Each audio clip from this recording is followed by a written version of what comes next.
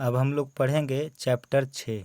ठीक है, अभी तक हम लोग चैप्टर 5 तक पढ़ चुके हैं और अगला चैप्टर है चैप्टर 6 जिसका नाम है बीजीय व्यंजक एवं सर्वसमीकाएँ। इसे इंग्लिश में एल्जेब्रिक एक्सप्रेशंस एंड आइडेंटिटीज कहते हैं। ठीक है, तो देखिए बीजीय व्यंजक और सर्वसमीकाएँ ये दो अलग अलग कॉन्सेप्ट है। तो सबसे पहले हम लोग ये पढ़ेंगे कि बीजीय व्यंजक क्या होते हैं। ठीक है, और इस चैप्टर में टोटल 7 एक्सरसाइज दिया हुआ है। तो देखिए इस चैप्टर का फर्स्ट एक्सरसाइज है 6.1 और इसमें टोटल 4 सवाल आपको दिया हुआ है। ठीक है, तो इसमें जितने भी सवाल दिया हुआ है इसको बनाने से पहले इस एक्सरसाइज का जो भी कॉन्सेप्ट है ये आपको पढ़ना चाहिए। अगर कॉन्सेप्ट आपको पता है तो इसमें जितने भी सवाल दिए गए हैं इसको आप बहुत ही आसानी से बना लेंगे।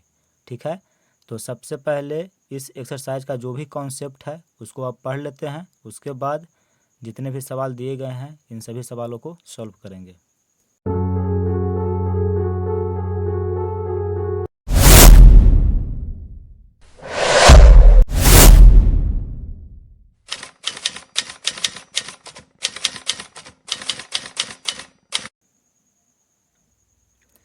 तो देखिए हम यहाँ पे कॉन्सेप्ट को लिख लिए हैं। चैप्टर 6, चैप्टर का नाम बीजीय व्यंजक एवं सर्वसमीकाएँ हैं और कॉन्सेप्ट यानी कि एक्सरसाइज 6.1 का कॉन्सेप्ट है। ठीक है, पहला कॉन्सेप्ट है चर, यानी कि चर किसे कहते हैं, जिसको इंग्लिश में वेरिएबल्स बोलते हैं। ठीक है, तो देखिए जिस राशि का मान बदलते रहता हो उसे चर कहते हैं। उदाहरण देखिए एक्स, वाई, जेड ये सब क्या है, चर है। यानी कि A B C D E F X Y Z अगर ये सब अक्षर है तो इसको बोला जाता है चर। ठीक है, याद रखिएगा। सिंपल भाषा में ए बी सी डी यानी कि जो अल्फ़ाबेट है और इसमें जो अक्षर होते हैं इसी को बोला जाता है चर बोला जाता है। देखिए ये परिभाषा क्या कहती है इसको समझिए। यहाँ लिखा हुआ है कि जिस राशि का मान बदलते रहता हो उसे चर कहते हैं। इसका मतलब क्या हुआ, जैसे देखिए मान लीजिए कि x + 2 = 5 है।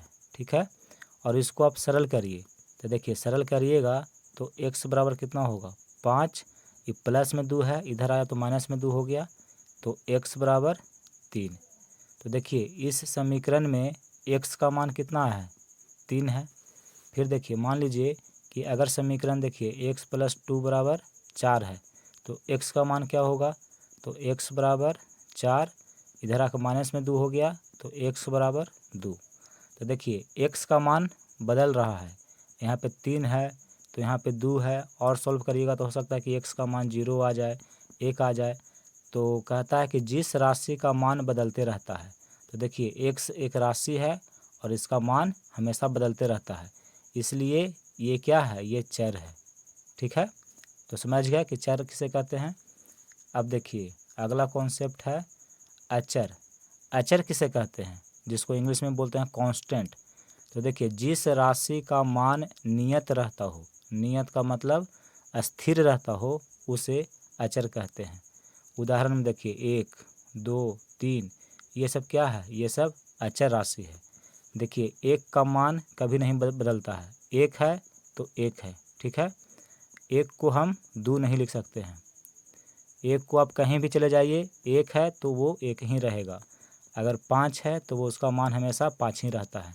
ठीक है, तो जिस राशि का मान नियत रहता हो, स्थिर रहता हो, उसे अचर राशि कहते हैं। अगर सिंपल भाषा में समझना है तो देखिए 1, 2, 3 यानी कि जो संख्यात्मक मान है उसको हम अचर कहते हैं। ठीक है, तो समझ गए कि चर क्या है और अचर क्या है। देखिए अगला कॉन्सेप्ट है बीजीय व्यंजक। ये आपका चैप्टर का भी नाम है। ठीक है, बीजीय व्यंजक एवं सर्वसमीकाएँ चैप्टर का नाम है। तो बीजीय व्यंजक क्या होता है इसको आप समझिए। इसको इंग्लिश में बोलते हैं एल्जेब्रिक एक्सप्रेशन। ठीक है, तो देखिए बीजीय व्यंजक क्या होता है इसको यहाँ पे हम परिभाषा के रूप में लिखे हैं। चर तथा अचर राशियों के योग, अंतर, गुणन एवं भाग के संयोग से बने पद को बीजीय व्यंजक कहते हैं। ठीक है। देखिए चर क्या होता है, अचर क्या होता है, ये हम आपको पढ़ा चुके हैं इसके पहले। तो कहता है कि चर और अचर राशियों के योग से या अंतर से या गुणन से या भाग से, इनके संयोग से जो पद बनता है उसी को बीजीय व्यंजक कहते हैं। देखिए ये परिभाषा क्या कहती है इसको समझिए, यानी कि बीजीय व्यंजक क्या होता है इसको हम एक उदाहरण देकर के आपको समझाते हैं। कहता है कि चर तथा अचर राशियों के योग। तो देखिए एक हम चर राशि मान लेते हैं कि x एक चर राशि है और 3 क्या है, एक अचर राशि है। अगर इसको हम जोड़ दिए तो देखिए इसका एक संयोग हो गया, ठीक है। ये मिल करके क्या हुआ, तो एक बीजीय व्यंजक का निर्माण कर दिया। तो बीजीय व्यंजक में चर राशि और अचर राशि का योग होता है, अंतर भी हो सकता है, गुना भी हो सकता है या भाग भी हो सकता है। इसी को हम क्या बोलेंगे, इसको हम बोलेंगे कि यह एक बीजीय व्यंजक है। ये बीजीय व्यंजक क्यों है, क्योंकि इसमें चर राशि भी है, अचर राशि भी है और इसका देखिए संयोग है, यानी कि दोनों आपस में जुटा हुआ है। तो x + 3 क्या हुआ, एक बीजीय व्यंजक हुआ, ठीक है। फिर देखिए 2x, ये क्या है, तो ये भी एक बीजीय व्यंजक है।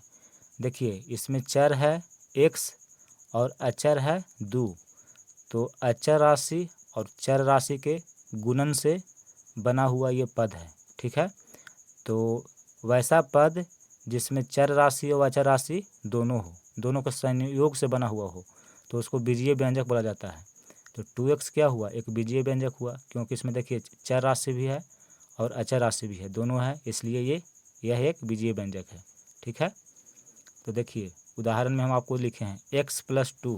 कोई आपसे पूछेगा कि बताइए x + 2 क्या है, तो बोलिएगा कि यह एक बीजीय व्यंजक है। क्यों बीजीय व्यंजक है, क्योंकि इसमें देखिए चर राशि है और अचर राशि है, ये दोनों आपस में जुटा हुआ है, तो इसको हम बोलेंगे बीजीय व्यंजक। फिर देखिए 2x तो हम आपको समझा दिए अभी, ये भी एक बीजीय व्यंजक है, क्योंकि इसमें चर राशि भी है और अचर राशि भी है, ये दोनों से मिल के बना हुआ है, तो इसको बोलेंगे बीजीय व्यंजक। फिर देखिए 3x + 2, इसमें चर है x और अचर है, देखिए 2 है, 3 है और 5 है। 2, 3, 5 अचर राशि है और 3 चर राशि है। तो देखिए चर और अचर राशियों के मिलने से यह एक व्यंजक बना हुआ है, तो इसको हम बोलेंगे बीजीय व्यंजक, ठीक है। फिर देखिए ये अंतर है, चर राशि इसमें x है और अचर राशि 5 है और 3 है, तो चर और अचर राशि से मिल करके ये व्यंजक बना हुआ है, इसलिए इसको हम बीजीय व्यंजक कहेंगे। तो आप समझ गए कि बीजीय व्यंजक क्या होता है, चर तथा अचर राशियों के योग, अंतर, गुणन एवं भाग के संयोग से बने पद को बीजीय व्यंजक कहते हैं, ठीक है। देखिए नोट में हम लिखे हैं कि किसी बीजीय व्यंजक में एक से अधिक चर हो सकते हैं। ये क्या है इसको समझिए। जैसे देखिए x + y + 2, अगर आपसे पूछ दे कि क्या है, तो यह एक बीजीय व्यंजक है, क्योंकि देखिए यह जो व्यंजक है ये चर राशि और अचर राशि से मिल करके बना हुआ है, इसलिए यह एक बीजीय व्यंजक है। और इस बीजीय व्यंजक में 2 चर है, देखिए पहला चर x और दूसरा चर y है, ठीक है। तो वही लिखे हैं कि किसी बीजीय व्यंजक में एक से अधिक चर हो सकते हैं। इसमें देखिए 2 चर है, एक से अधिक है, तो एक बीजीय व्यंजक में एक से अधिक चर हो सकते हैं, ठीक है, इसको याद रखिएगा। देखिए अब हम लोग पढ़ेंगे कि बीजगणितीय पद किसे कहते हैं, एल्जेब्रिक टर्म क्या होते हैं, इसे इंग्लिश में एल्जेब्रिक टर्म बोलते हैं। यानी कि आपको समझना है पद के बारे में कि पद क्या होता है। तो परिभाषा है कि चर और अचर के गुणनफल को बीजगणितीय पद कहते हैं, ठीक है। देखिए 2x क्या है, तो यह एक पद है, क्योंकि इसमें देखिए चर राशि और अचर राशि गुणा के रूप में है, ठीक है, यानी कि गुणनफल के रूप में है। देखिए अचर राशि 2 है और चर राशि x है, जब इसको हम गुना करेंगे तो गुणनफल होगा 2x। तो 2x क्या है, तो एक पद है। देखिए पद का परिभाषा है कि चर और अचर के गुणनफल को बीजगणितीय पद कहते हैं, यानी कि जो 2x आप देख रहे हैं यह एक पद है, ठीक है। देखिए एक बीजीय व्यंजक हम लिखते हैं 3x + 5y, ठीक है, यह एक बीजीय व्यंजक है। तो इसमें देखिए 3x जो देख रहे हैं यह एक पद है, क्यों पद है? क्योंकि इसमें चर राशि और अचर राशि गुना के रूप में है और ये गुणनफल है। ठीक है, चर और अचर राशि के गुणनफल है ये, तो यह एक पद हुआ। देखिए 5y भी एक पद है क्योंकि चर राशि और अचर राशि का ये गुणनफल है। ठीक है, तो 5y एक पद हुआ और एक पद 3x हुआ। तो आप समझ गए कि पद किसे कहते हैं।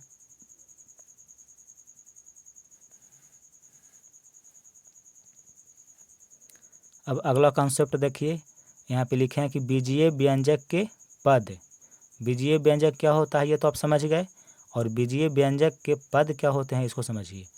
तो सबसे पहले एक हम बीजीय व्यंजक लिखते हैं। देखिए 3x प्लस 2y प्लस 5। देखिए यह एक बीजीय व्यंजक है। क्यों बीजीय व्यंजक है? क्योंकि इसमें चर राशि भी है और अचर राशि भी है, दोनों से मिलकर के ये बना हुआ व्यंजक है, इसलिए इसको हम बीजीय व्यंजक बोलेंगे। इसमें चर देखिए x है, इसमें y है, दो चर है x y, और इसमें अचर राशि देखिए 3 है, 2 है, 5 है। तो चर राशि और अचर राशि से मिलकर बना हुआ है, इसलिए यह एक बीजीय व्यंजक है। और बीजीय व्यंजक के पद, तो देखिए इसमें यह एक पद हुआ, यह एक पद हुआ और यह एक पद हुआ, यानी कि इस बीजीय व्यंजक में 3 पद है। पहला पद है 3x, दूसरा पद है 2y और तीसरा पद है 5। ठीक है, तो बीजीय व्यंजक के पद क्या होते हैं ये आप समझ गए। फिर देखिए एक उदाहरण लेकर के और समझाते हैं कि बीजीय व्यंजक के पद क्या होते हैं। 2x plus 3z plus 5। ठीक है, देखिए यह एक बीजीय व्यंजक है। ठीक है, अब इसमें चर कौन कौन सा है? तो देखिए इसमें चर x है, फिर देखिए चर z है। तो इसमें x और z ये दो चर है, चर राशि है। और अचर राशि कौन कौन है इसमें? तो देखिए 2 अचर राशि है, 3 अचर राशि है और 5 अचर राशि है।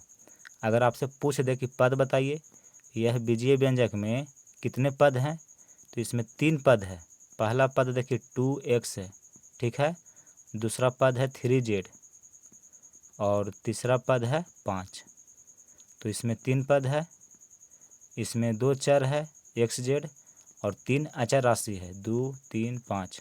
तो आप समझ गए कि बीजीय व्यंजक में चर राशि किसे कहते हैं, अचर राशि किसे कहते हैं, पद किसे कहते हैं। ठीक है, अब यहाँ पे देखिए 3x गुना 2x। अगर आपसे पूछेगा कि बताइए कि इस बीजीय व्यंजक में कितने पद हैं, तो आप बताइएगा कि एक पद ये हुआ और एक पद ये हुआ, इसमें 2 पद है। तो अगर आप 2 पद बोलते हैं तो गलत हो जाएगा, इसमें 2 पद नहीं है, इसमें एक ही पद है।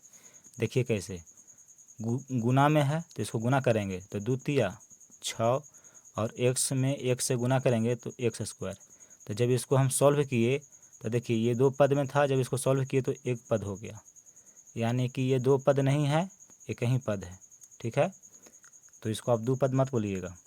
देखिए आप 6 लिखिए, चाहे 6 को आप 2 गुना 3 लिखिए, ठीक है, दोनों एक ही चीज़ है। देखिए यह एक पद है और इसको आप बोलिएगा कि एक पद और एक 2 पद है, नहीं, जब इसको हम सॉल्व करेंगे तो ये भी एक ही पद हो जाएगा। देखिए 2 तिया 6, तो आप इसको 2 पद नहीं बोल सकते हैं, इसको हम बोलेंगे कि एक पद है।